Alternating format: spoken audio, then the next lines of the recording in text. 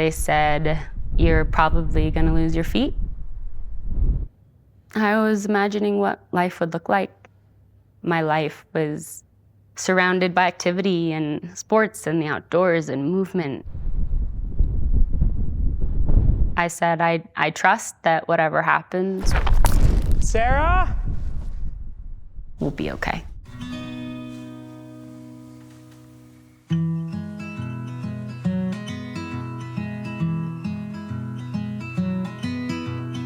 My name is Sarah Westhoff. In November of 2022, I was climbing a 14er and I fell 500 feet down the side of the mountain. I grew up in Colorado Springs, so we got outside a lot. Hiking, biking, climbing, everything you can imagine. It's gonna be a good day. My first take of Kendall, we met at a park playing pickup ultimate frisbee. I kind of just had him pegged of just this rock climber, granola boy. I don't know if you've heard that term before. It absolutely is true. He's hiked almost, I don't know, probably 50-something 14ers, and he's the one that just really pulled me out there and allowed that passion to grow. He asked me out on a date, and then it kind of took off, and we started dating in October. And I fell a month and a half later in November. The search and rescue team, they asked Kendall, like, "I really hope this wasn't a first date."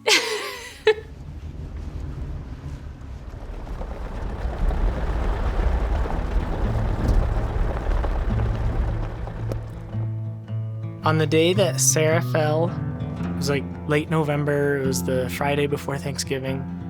We're on our way up Yale.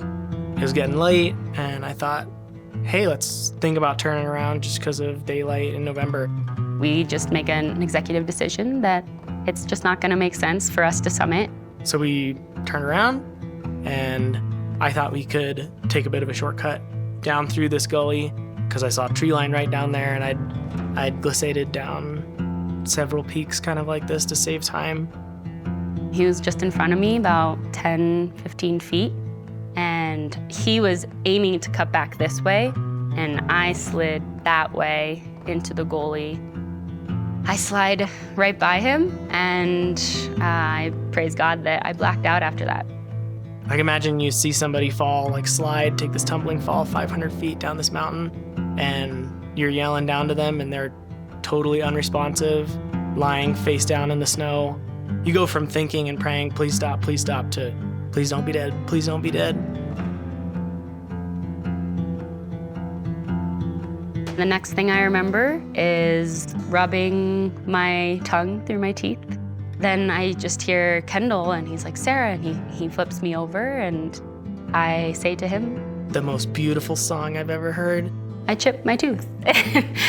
I chipped my tooth. And I'm like, thank God you're not dead. And then it was just calling search and rescue and trying to keep her as warm as I could for as long as I could and waiting for them to arrive. I fell around 3:30. Search and rescue got to us around 11 p.m. The wind conditions were pretty poor, and the search and rescue team had to hike in. It's cold, we're bundled up. I was in and out, and every 15 minutes he would say, "Hey, Sarah." And I'd say, "I'm here." I did yell out in pain several times. I did say they're not coming several times. I definitely had doubts. Hours pass and hours pass. I look up and I just see a light on the top of the hill. It's like seeing a candle in the dark when you're 8 years old and scared of the dark. They belay me to below tree line, and then everyone just like, okay, we're camping the night. Morning comes, and they get me in a helicopter. There's all these touch points of things that I remember so clearly. One is watching her fall. One of the others is when search and rescue got to us and they're starting to take her boots off, feeling her feet. Sarah's feet were frozen solid. I broke my whole face. My feet were swollen to twice the size that they normally are. And they were telling me, "Doesn't look good, you're probably gonna need amputation."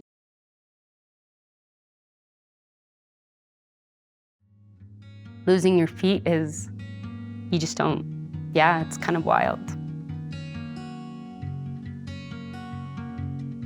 I said I trust that whatever happens will happen, and I know that it'll be okay. I'm young and I'm alive, and being able to surrender that emotion and just the depth of what that meant freed me tremendously to just accept it and have the next attitude of, let's do this. Monday rolls around and they did a bone scan, and they found that I did have some blood flow to the toes. And the biggest thing that you can do for that is hyperbaric oxygen chamber. The only available HBO chamber was in Colorado Springs, 10 minutes away from my parents' house. It still wasn't looking very good, and I'd been going to HBO treatment 5 days a week. They're cleaning away the dead tissue, and underneath you see more dead tissue. Her feet are dying.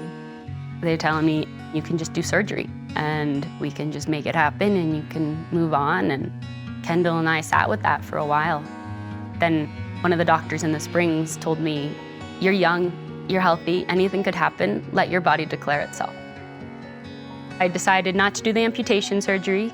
We just kept with treatment, and several months later, the black skin started to peel off, and underneath it was just beautiful baby skin. I could keep my toes. The prayer goes from don't lose your feet to don't lose all of your toes to don't lose one of your toes to please have more feeling in your toes. And it's just a series of answered prayers. Good stuff, Sarah. Almost there. From the beginning, a lot of people asked us, are you gonna get back up there? Without hesitation, I said, absolutely. Yesterday, Kendall and I had the opportunity to go hike another 14er. And we summited.